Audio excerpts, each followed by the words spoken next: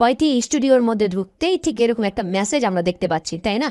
প্রথম কথা হলো, অনেকে আমাকে মেসেজ দিচ্ছেন যে এইটা ডিসমিস করে দিয়েছি। ডিসমিস করে দিলে কোনো অসুবিধা হবে কিনা? এর সোজা উত্তর হলো ডিসমিস করলে কোনো অসুবিধা হবে না। জাস্ট ভিডিওটা শেষ পর্যন্ত দেখতে থাকুন, তাহলে বুঝতে পারবেন।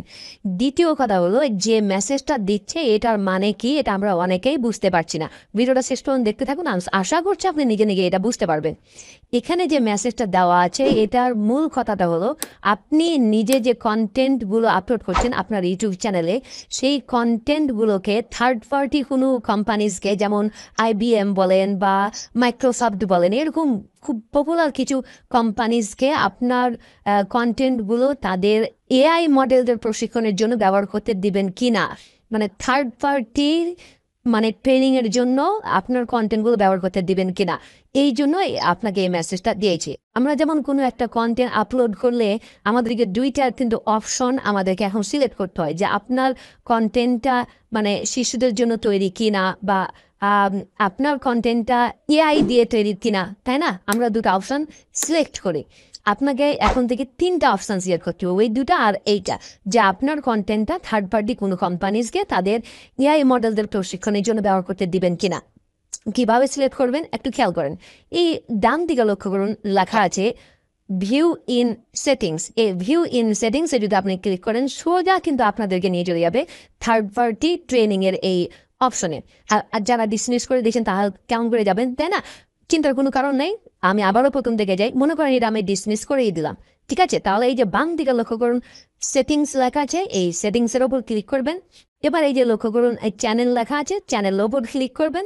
এই যে ডান দিকে লক্ষ্য করুন, অ্যাডভান্সড সেটিংস লেখা আছে, তার উপরে ক্লিক করবেন।